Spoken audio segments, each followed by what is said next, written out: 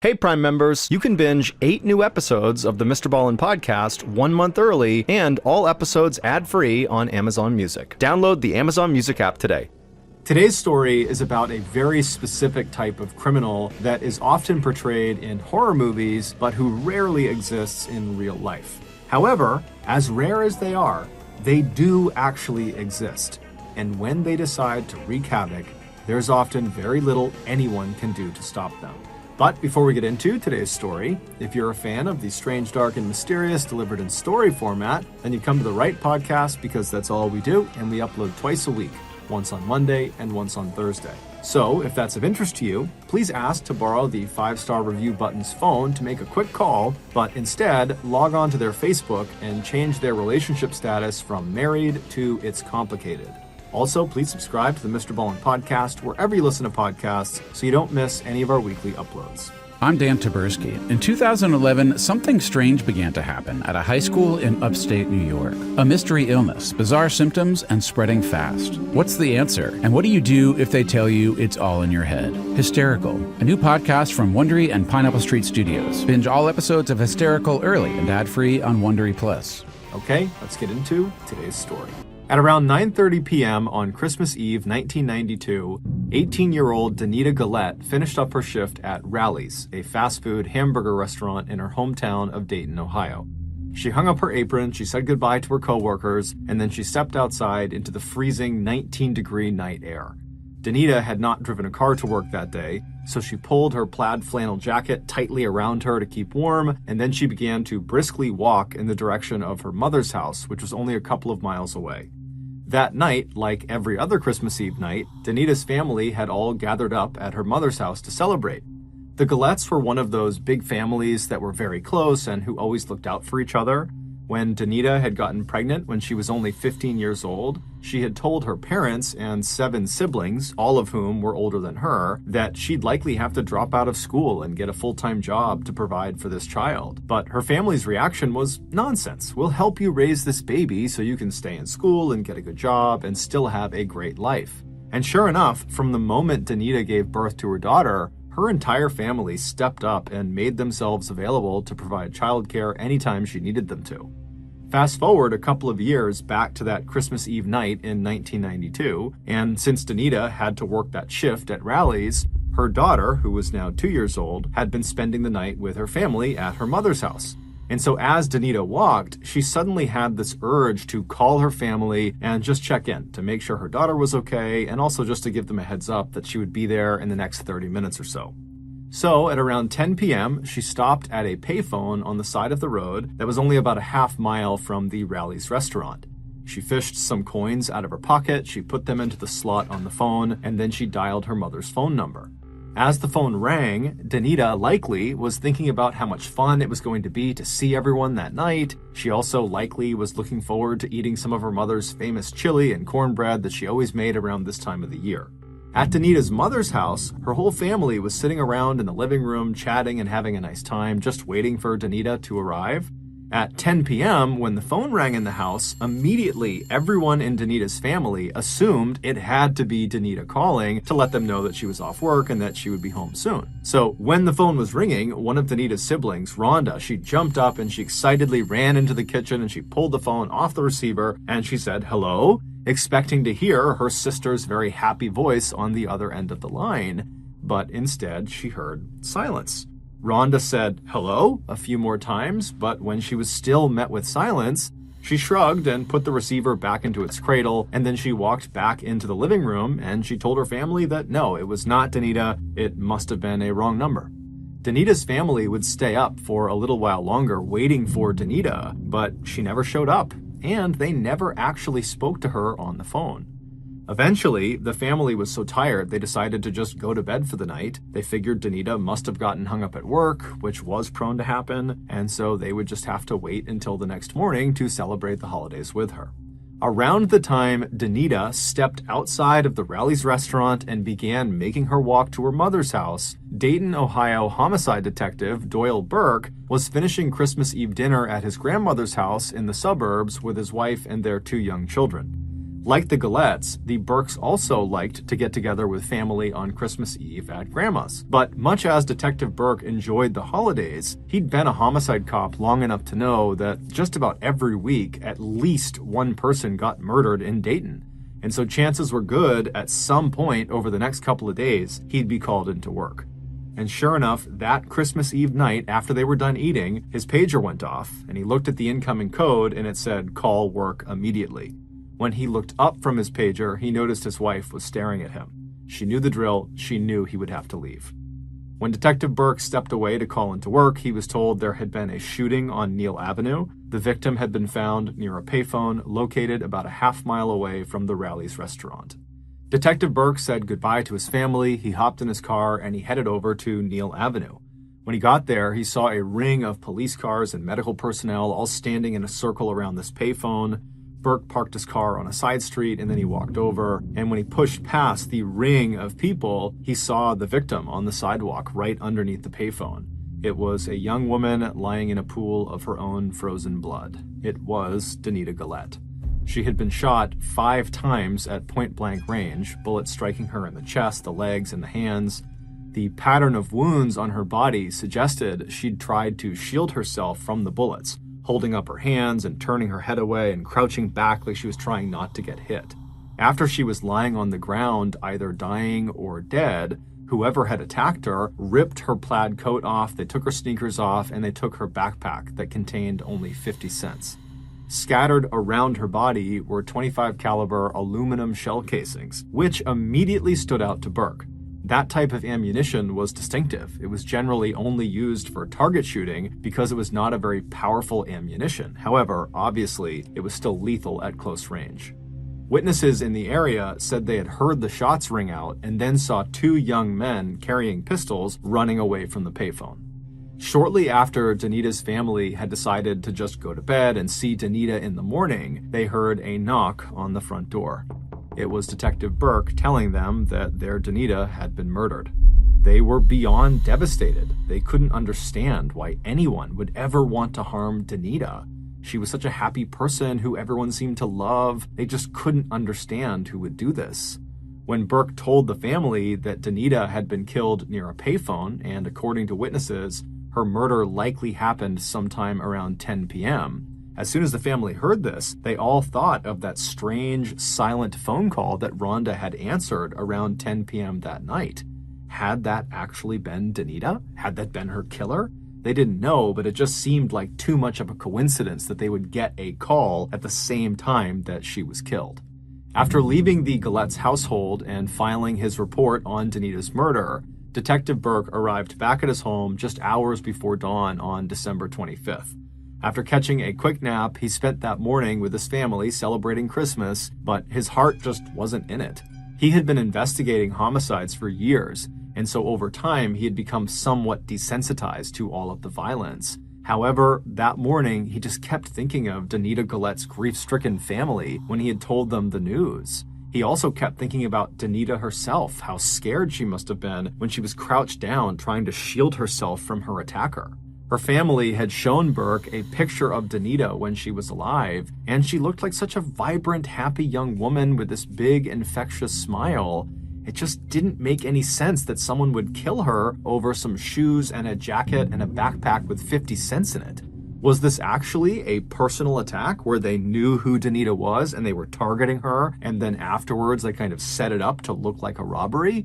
Or was this really a robbery? In which case, again, why are you killing someone over things that are worth so little? Burke kept finding himself thinking in circles about her case. He felt like there had to be more to this than met the eye.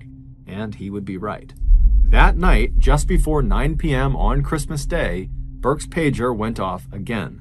There had been another murder. This one had taken place in the northern part of Dayton, roughly 2.5 miles from where Danita had been found. The victim was 19-year-old Richmond Maddox. He was found slumped in the driver's seat of a blue Chevy Caprice that had crashed into a tree on the side of the road. But the crash hadn't killed him. What had killed him was a gunshot wound to the right side of his head, fired from point-blank range. And they searched the car. There was no weapon inside of the car, so this was not a suicide. And they checked the exterior of the car, and there was no entry point into the car from a bullet, which means the gun that shot him had been fired from inside the car. Likely, whoever was sitting in the passenger seat or in the back seat had shot this guy in the head. And considering the car had crashed into a tree, indicates that whoever did this, whoever pulled the trigger, had done it while Richmond was actively driving the car. And so in Burke's mind, this indicated that the person who did this had been forced to do this, because it's extremely dangerous to shoot the driver of the vehicle when the car is still moving, because you're going to crash. And so this person who shot Richmond must have been desperate. Maybe they had been kidnapped by Richmond and they were forced to do this. Burke didn't know, but that seemed like the most logical theory. When police spoke to witnesses in the area, they told the police that they heard the crash and then they looked outside and they saw what looked like a short young woman, probably a teenager, get up from the ground near the car and then start running away with a limp. Even though no shell casings were found in or around Richmond's car that could, in theory, link his murder to Danita's murder, Burke still had a hunch that these two murders had to be connected. They had occurred less than 24 hours apart, so back to back, and the bodies were found less than a couple miles apart. And in Burke's experience working in homicide, coincidences rarely occurred. Things happen for a reason. And in Burke's mind, he's thinking, these murders are connected. I just got to figure out what the connection is. But Detective Burke's investigation into Richmond Maddox's death only seemed to further complicate things. Richmond's family, who were stunned at the news of his murder, had no idea who would want to kill him, or who the girl fleeing the scene could possibly be. The only girl in Richmond's life that the family could think of that might have been in the car with him was his ex-girlfriend, 16-year-old Laura Taylor, who they described as being very sweet and polite. But when Burke went to Laura Taylor's house on the morning of December 26th to interview Laura, he was in for a shock. Laura had apparently not been home in several days, and her parents were very worried. Hearing that their daughter's ex-boyfriend had been killed, they feared the worst, that something terrible had also happened to Laura. But before Detective Burke could even begin to process this new information, that now, in addition to two strange murders, he also now had a missing juvenile, who very well could be the key to solving what was happening, unbelievably, while he's thinking about all these different things, Burke felt his pager vibrate again. There had been another shooting. This time inside of a mini-market convenience store that was only 3.5 miles south of where Richmond Maddox had been found. This time, there were two victims. Both were still alive, but they were in critical condition. 38-year-old Sarah Abraham was a classic American success story. After immigrating to the United States from war-torn Ethiopia, she and her family worked hard and established businesses in the Dayton area that included a restaurant and a few convenience stores. The convenience store where this shooting took place was the location where Sarah spent the majority of her time. On the day after Christmas, while Detective Burke was speaking to Laura Taylor's family, Sarah Abraham said goodbye to her 3 young children and then headed out the door to go open the convenience store for the day.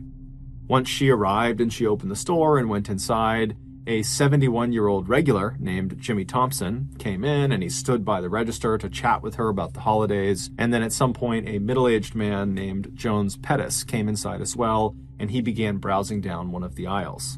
A few minutes later, a teenage girl came up to the register and tried to buy a pack of gum, but she was 5 cents short. Jimmy cheerfully reached into his pocket and gave her a nickel. She smiled, took the nickel, put it on the counter, and then she took the gum and walked out of the store. Then, a few minutes after the girl had left, 2 young men entered the store, each holding a pistol. Sarah and Jimmy immediately threw their hands up over their head, and Sarah told the gunman, take anything you want, we'll give you all the money we have, please just don't shoot us. One of the men barked at her to open the cash register and give them all of her money. And so with shaking hands, Sarah reached down and she opened the register, she pulled all the money out, she gave it to them, and then she kept her hands up. She had given them everything they had wanted. But for some reason, the man who had taken the money from her still raised his pistol up. He put it right in her face and he fired 2 shots. One went straight through her mouth and the other went through the top of her head. And then, after she collapsed to the ground, the men began shooting at Jimmy, But amazingly, they missed him despite being right in front of him. And Jimmy, who was thinking on his feet, immediately threw himself kind of over the counter and acted like he had been mortally wounded. And so the gunmen, believing Jimmy was down as well, they turned around and they began walking out of the store. But as they were leaving, they noticed Jones Pettis, who was trying to hide at the end of one of the aisles. And so they just fired at him, striking him in the hand and in the stomach. Then the two gunmen left, they hopped in a car, and they fled. Paramedics would rush Sarah Abraham and Jones Pettis to the hospital. Jones would survive, but Sarah would die from her injuries 5 days later. When Detective Burke arrived at the convenience store that morning, the other officers who were already on scene told him that Jimmy and Jones had not gotten a good look at the shooters. They just said that they were two young men and that they didn't recognize them. After being told this information, Burke stepped inside of the convenience store to have a look around. He was already operating on the idea that this attack had to be linked to Richmond Maddox and to Danita Gullette, because again, the proximity and time to the other murders was just too much to overlook. That couldn't be a coincidence. And sure enough, right as Burke stepped into the store, this hunch of his seemed to be confirmed, because on the blood-stained ground near the counter were several .25 caliber aluminum shell casings, the same distinctive ammunition type that was used in Danita's murder. At this point, Burke was fully convinced these murders had to be linked. But the victims didn't make sense. It would turn out none of the victims' families had ever heard of the other victims or their families. None of the victims worked together or went to school together or had any interaction at all. It just seemed like the victims were kind of random. But as Burke and his partners were discussing how these crimes could be linked, Burke got yet another call. There had just been an attempted shooting at a Dayton gas station. When Burke arrived, they found this hysterical woman named Kathy Henderson, who earlier had been putting air in the tires of her black 1989 Dodge Shadow. When two young men pull into the parking lot, they hop out of the car and they walk right up to her. They raise their guns at her, and then one of them says, "You're gonna die today." And then the two men just started shooting at her. And amazingly, she managed to not get shot and she was able to run to safety, but the two men stole her car. The bullet casings that were found at the scene of this crime were, unsurprisingly, the same distinctive aluminum variety. Clearly, whoever was behind all of these shootings was not showing any signs of slowing down.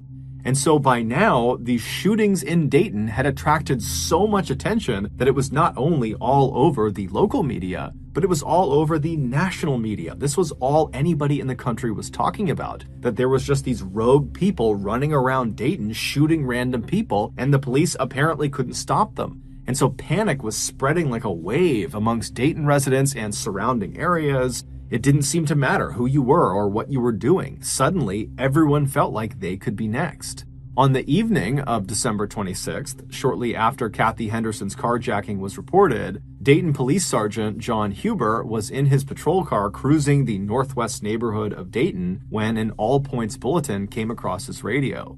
The dispatcher said to be on the lookout for the 1989 Dodge Shadow that Kathy Henderson had stolen, and that if they found it, be advised because the occupants were likely the same people perpetrating all of these shootings all over town, and so they were likely armed and dangerous.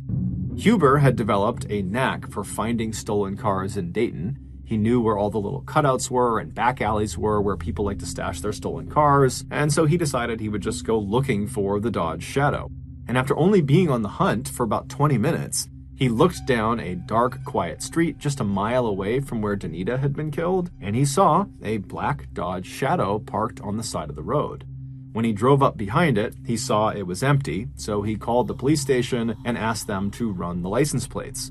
And when they called him back, they told him that the plates did not belong to a black Dodge Shadow. They belonged to a blue Pontiac Grand Am, and that the Grand Am was registered to a 34-year-old man named Joseph Wilkerson.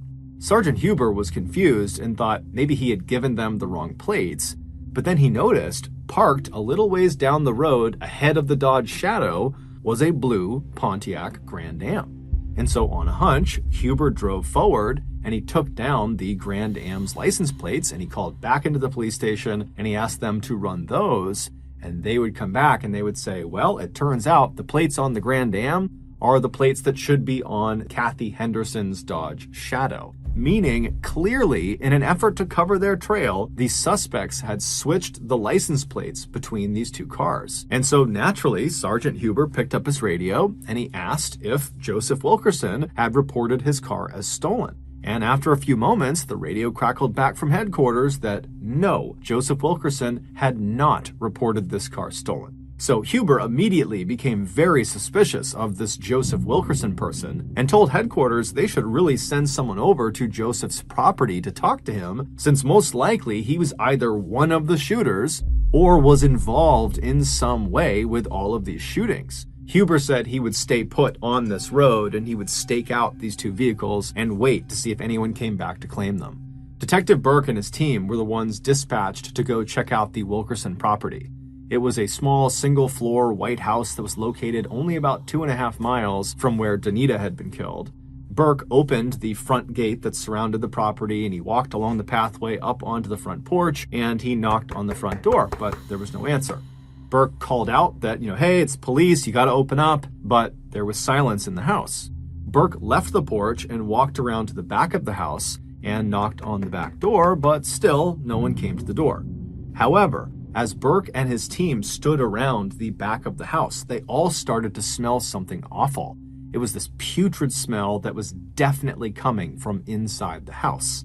They didn't know what the smell was, but given the circumstances and frankly the urgency to figure out who is behind all these shootings, they decided this smell constituted potential foul play, and so they kicked in the back door and they made entry into the house. If you're listening to this podcast, then chances are good you are a fan of the strange, dark, and mysterious. And if that's the case, then I've got some good news. We just launched a brand new strange, dark, and mysterious podcast called MrBallen's Medical Mysteries. And as the name suggests, it's a show about medical mysteries, a genre that many fans have been asking us to dive into for years, and we finally decided to take the plunge, and the show is awesome. In this free weekly show, we explore bizarre, unheard of diseases, strange medical mishaps, unexplainable deaths, and everything in between. Each story is totally true and totally terrifying. Go follow MrBallen's Medical Mysteries wherever you get your podcasts, and if you're a Prime member, you can listen early and ad-free on Amazon Music. I'm Dan Taberski. In 2011, something strange began to happen at the high school in Leroy, New York. I was like at my locker and she came up to me and she was like stuttering super bad. I'm like, stop around. She's like, I can't. A mystery illness, bizarre symptoms, and spreading fast. It's like doubling and tripling, and it's all these girls. With a diagnosis, the state tried to keep on the down low. Everybody thought I was holding something back. Well, you were holding something back intentionally. Yeah. No, it's hysteria. It's all in your head. It's not physical. Oh my gosh, you're exaggerating. Is this the largest mass hysteria since the witches of Salem? Or is it something else entirely? Something's wrong here. Something's not right. Leroy was the new Dateline, and everyone was trying to solve the murder. A new limited series from Wondery and Pineapple Street Studios. Hysterical. Follow Hysterical on the Wondery app or wherever you get your podcasts. You can binge all episodes of Hysterical early and ad-free right now by joining Wondery Plus.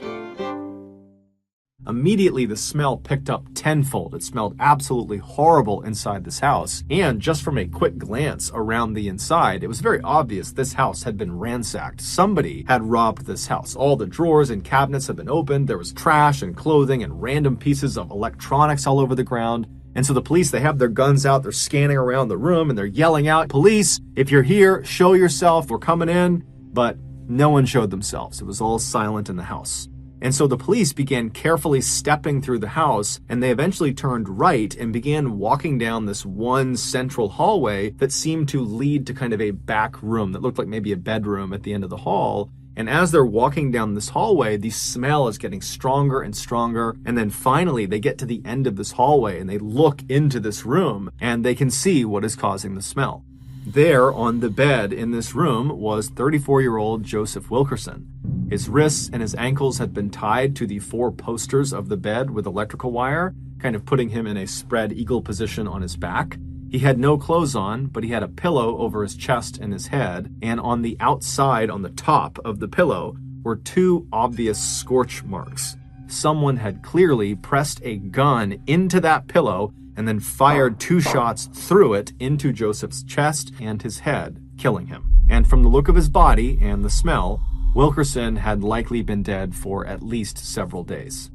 Also on the ground was another aluminum shell casing, meaning almost certainly this murder was connected to all the others. But the police still had no clue who their attackers were. Who were these mysterious 2 young men? Who was this young girl who jumped out of that car? Was that Laura Taylor? Was that the ex-girlfriend? Was she kidnapped? They didn't know. None of it made any sense. Who were the victims? They don't know each other. Why are they being chosen? What is the connection? And so because the police were kind of at a dead end and they really didn't know where to take this case, they set up a tip line that night for people in Dayton and outside of Dayton to call in with any information about any of these shooting victims. And over the first couple of hours that this tip line was established, the callers that were calling in were providing nothing of value. But late that night on the 26th, a call came through from an 18-year-old named Nicholas Woodson. And based on the tone of his voice, it was obvious he was genuinely scared for his life. He told police that he thought he was going to be the next Dayton murder victim. When police asked him why, he said, "Because I know who the killers are. There's 4 of them, and I think they're planning to kill me next to keep me from talking to you." While the police spoke with Nicholas, Sergeant Huber was still hiding out in his patrol car, watching the Dodge Shadow and the Pontiac Grand Am from a distance. He was kind of hidden behind some trees. And at some point, he saw movement in an apartment building situated just opposite where these 2 vehicles were parked. 3 young people walked out of the building. They walked down the front steps out onto the road. And as they crossed over the road towards the 2 vehicles, they were illuminated by the streetlight, and Huber could clearly see there were 2 young men and a small young woman. One of the men climbed into the driver's seat of the Dodge Shadow, while the other 2 climbed into the passenger and back seat of the Shadow. As the driver turned the Shadow on and pulled away from the curb, Huber radioed into headquarters that the vehicle was on the move and he needed backup right away, and then he too pulled away from the curb and began following them. After just 2 blocks, the Shadow stopped, and at that moment, Sergeant Huber sped up behind them with his lights on, and immediately the passenger door of the Shadow flew open and one of the 2 men took off running, but the other man and the woman stayed in the vehicle. Huber's backup had not arrived yet, so he couldn't worry about the runner. Instead, he stepped out of his car and stood behind his open car door to kind of use it as a shield, and he aimed his pistol at the driver and he yelled for them not to move. Inside the Dodge, the interior light was now on, and it showed the man was still sitting in the driver's seat, not really doing anything, and the young woman who was in the car, who was in the back seat, she was becoming hysterical, and she was screaming at the driver to shoot him now, shoot him now! But the driver didn't do anything. And then moments later, backup arrived, and they were able to pull the man and the woman out of the Dodge without a fight, and they arrested them both. They were 19-year-old Marvalis Keene, and the young woman was none other than 16-year-old Laura Taylor, the ex-girlfriend of Richmond Maddox, whose family had reported her missing. The police searched the nearby buildings for the man who had run, and they quickly found him. He had gone back inside the apartment building that Sergeant Huber had originally seen the trio come out of before they got into the Dodge Shadow. The runner was 17-year-old DeMarcus Smith, and with him in the building he was attempting to hide inside of was 20-year-old Heather Matthews, and she was actively trying to hide DeMarcus. And so both of them were arrested as well. When all 4 of them were brought back to the station, the police noticed that Marvalis was wearing Danita's flannel jacket, and DeMarcus was wearing Danita's sneakers. Additionally, while these 4 were being processed at the police station, a call came in from a team of police investigators who were searching the Dodge Shadow, and they would say that they recovered 2 guns, a .32 caliber Derringer pistol and a .25 caliber pistol that contained the same distinctive aluminum ammunition that was used in almost all of the murders. The police had just caught their killers, and they would soon find out they had done a lot more damage than the public was aware of. The police would interrogate all 4 of them that night, starting with Laura Taylor, who they thought would be the easiest to get information from because she was 16, so she was the youngest, and she was considered to be very kind and thoughtful. But Laura would remain silent for the entire long interrogation, and when she was asked at some point if she wanted to take a break to go use the restroom, she just stood up and urinated directly onto the floor and then sat back down again in silence. But Laura was the only one who acted tough. The other 3 talked, and before long, the police heard the whole awful story of what they had done. It all started back on the night of December 24th, Christmas Eve. Laura, Heather, and Marvalis were sitting around together talking about how they needed money. And at some point, Laura suggested they rob a guy she knew, Joseph Wilkerson. She said he probably had lots of nice things in his house, and I know he has a car, so we can take all of that. The other 2 liked the idea, and so Laura called Joseph and asked him if he wanted to be a part of an orgy with them, and Joseph said yes. So the trio walked over to Joseph's house, he let them in, and then the 2 girls and Joseph walked back into that back bedroom while Marvalis sat on the couch in the living room. In the bedroom, Joseph laid on the bed and he took his clothes off, and Heather and Laura pretended to start taking their clothes off when suddenly Marvalis, as planned, came bursting into the room with his pistol held out in front of him. He aimed it at Joseph and told him not to move, and then he ordered Heather and Laura to tie Joseph's hands and ankles to the 4 posters of the bed. Joseph immediately begins to beg for his life and tells them they can take anything they want in the house. Anything in this house, it's yours, just please don't shoot me.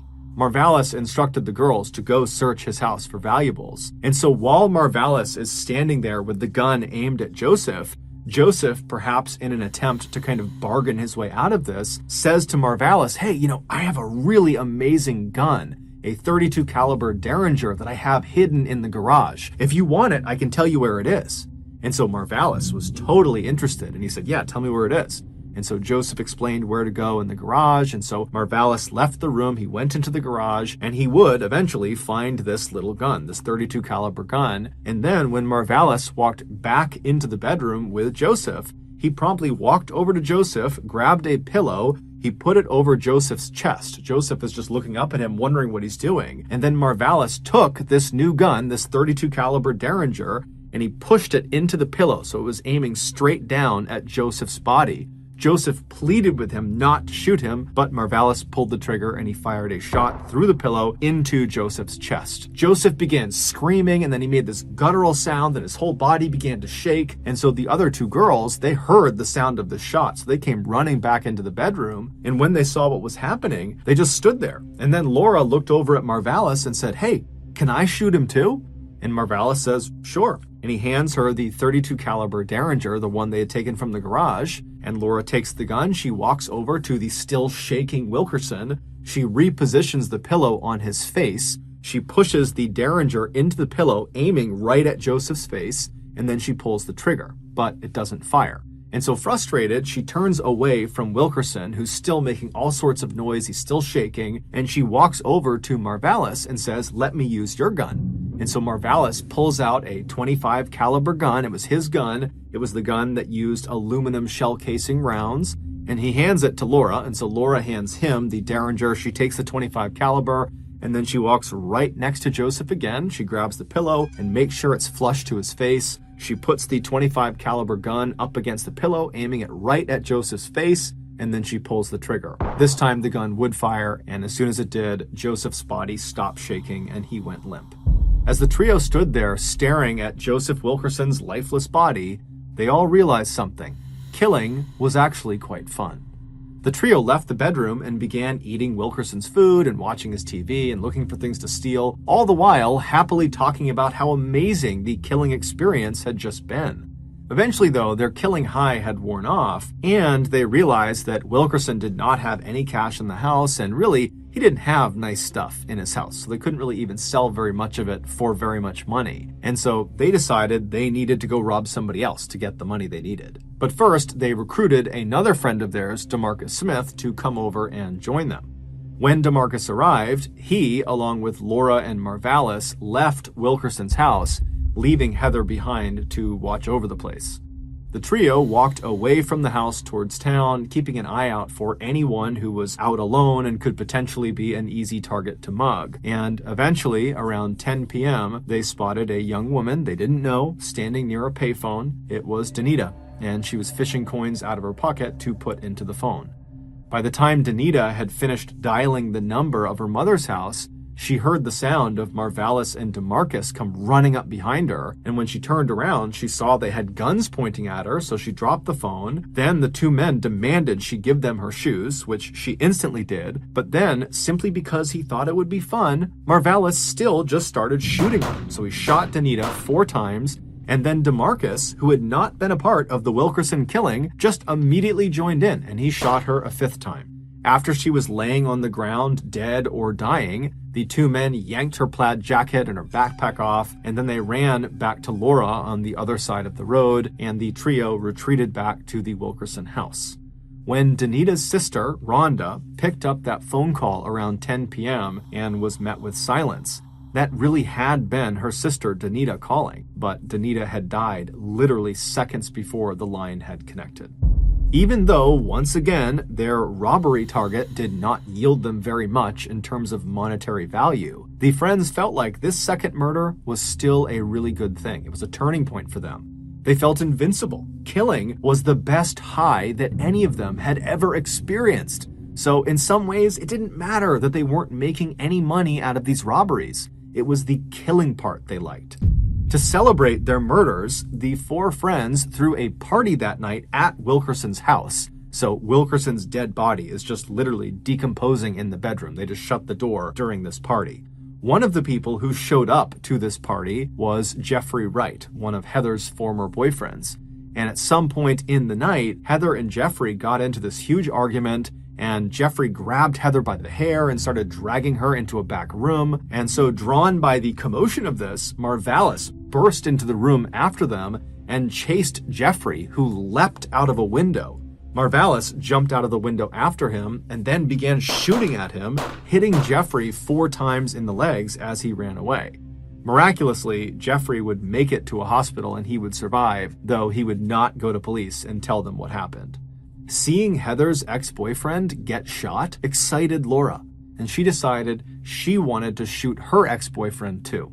So the next day, on Christmas, Laura called up Richmond Maddox and asked him if he wanted to have sex with her at a nearby motel.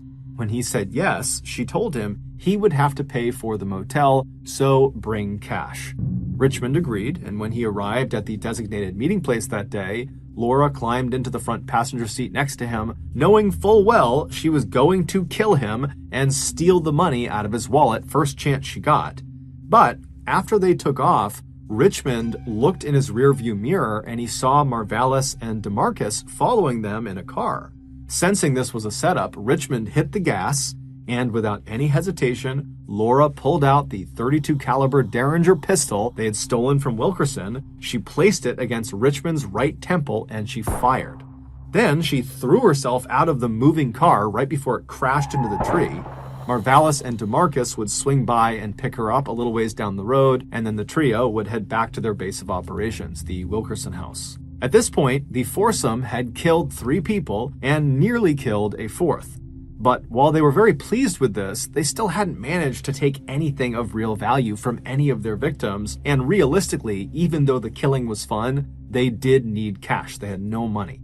So the next morning, on December 26th, Laura, Marvalis, DeMarcus, and Heather decided they would rob a convenience store. So they pulled up in front of Sarah Abraham's store, and while Heather, DeMarcus, and Marvalis waited outside in the car, Laura went in to scope the place out. After going inside and counting how many people were in there, although she counted wrong, she walked up to the counter to buy gum, but she was a nickel short. However, 71-year-old Jimmy Thompson gave her the nickel she needed, and so she bought the gum, she smiled, and she made her way out. When she walked back outside, she hopped into the car, and she told DeMarcus and Marvalis that it was just 2 people inside, a cashier and the man who had given her a nickel. She had not seen Jones Pettis, who was at the end of one of the aisles. So DeMarcus and Marvalis go inside the shop, and they hold Sarah and Jimmy at gunpoint, and after getting all the cash out of the cash register, which was only $40, the urge to kill became too much for Marvalis to control. And so he raised his gun, he aimed it at Sarah, and he shot her in the face. DeMarcus would attempt to shoot Jimmy, but he would miss. And then the pair, on their way out, would notice Jones at the end of the aisle. And even though he posed absolutely no threat to them, they shot at him anyways. After Heather drove them away from the convenience store, they stopped at a gas station for reasons we don't really know, at which point DeMarcus and Marvalis, they see this woman, Kathy Henderson, who's just completely minding her own business. She's putting air in her Dodge Shadow's tires, and they decide they're going to kill her too. So they hop out of the car, they walk over to her, and Marvalis literally says to her, "You're going to die today," and then he raises his gun and he begins shooting at her, as does DeMarcus. But amazingly, they miss her, and so she gets away. She does not get shot. And then they just steal her car. Even though by now the foursome had left behind an astounding amount of evidence that 100% was going to get them caught eventually. Despite that, their only fear at this time was that two of their friends, 18-year-old Marvin Washington and 16-year-old Wendy Cottrill, might snitch and turn them in. Marvin and Wendy had been present at that big party at the Wilkerson's house and had overheard the foursome talking about the murders, and the foursome knew they had overheard. But strangely, Wendy and Marvin were not the only people at that party who had overheard them. 18-year-old Nicholas Woodson was also at this party, and he overheard, and they knew he overheard. But for some reason, the foursome had identified Marvin and Wendy as the most likely to snitch. And so Marvalis confronted the pair about this, and he told them they would have to come along for the next murder to prove their loyalty and trustworthiness. And Wendy and Marvin agreed. And so that night, on December 26th, Marvalis and DeMarcus drove Marvin and Wendy out to the edge of town to this gravel pit. And when they got there and parked the car, Wendy and Marvin realized they were the next murder victims. They pleaded with Marvalis to let them go, that they wouldn't say anything, they promised, but he wasn't having it. Marvin eventually got out of the car and DeMarcus followed, and DeMarcus told Marvin to get on his knees, which he did, and then DeMarcus shot him in the back of the head, execution style. And so Wendy has seen this happen, so she knows she's next, and she begins screaming and begging for her life, and she grabs onto the inside of the car so as not to get pulled out. But DeMarcus comes back over to the car, he grabs her and starts pulling on her, and then Marvalis as well comes around and he grabs onto her too. And between the two of them, they're able to pull Wendy out of the car, at which point Marvalis told her to open her mouth. And eventually she would, and Marvalis put the pistol, the .25 caliber pistol, into her mouth, and he told her to bite the barrel. And then when she was biting the barrel, he pulled the trigger. The killers left the bodies where they fell and just hopped back in their car and headed back into town. Nicholas Woodson likely knew that Marvin and Wendy had just been killed for snitching. And so he's thinking to himself, I overheard them talking about the murders. What's stopping Marvalis and DeMarcus from killing me next? I know about the murders, and they know that. And so that was the point at which Nicholas would call the tip line, and he would say, I know who the killers are. It's these four people. And literally, practically at the exact same time that Nicholas was giving this tip, Sergeant Huber had spotted Marvalis and DeMarcus and Laura getting into the Dodge Shadow, which would lead to their arrest as well as Heather Matthews' arrest. After going to trial a year later, Laura Taylor, Heather Matthews, and DeMarcus Smith would all receive life sentences. As for Marvalis Keene, who was effectively the ringleader of the foursome, he would be sentenced to death. His execution was carried out on July 21st, 2009. He died by lethal injection. Thank you for listening to the MrBallen podcast. If you got something out of today's episode and you haven't done this already, please ask to borrow the 5-star review button's phone to make a quick call, but instead log on to their Facebook and change their relationship status from married to it's complicated. Also, please subscribe to the MrBallen podcast on Spotify, Apple Podcasts, Amazon, Google, and anywhere else you get your podcasts. This podcast airs every Monday and Thursday morning, but in the meantime, you can always watch one of the hundreds of stories I have posted on my YouTube channel, which is just called MrBallen. If you want to get in touch with me, please send me a direct message on any major social media platform. My username on all of them is just @MrBallen, and I really do read the majority of my DMs. Lastly, we have some really cool merchandise, so head on over to shopmrballen.com to have a look. So that's going to do it. I really appreciate your support. Until next time, see ya.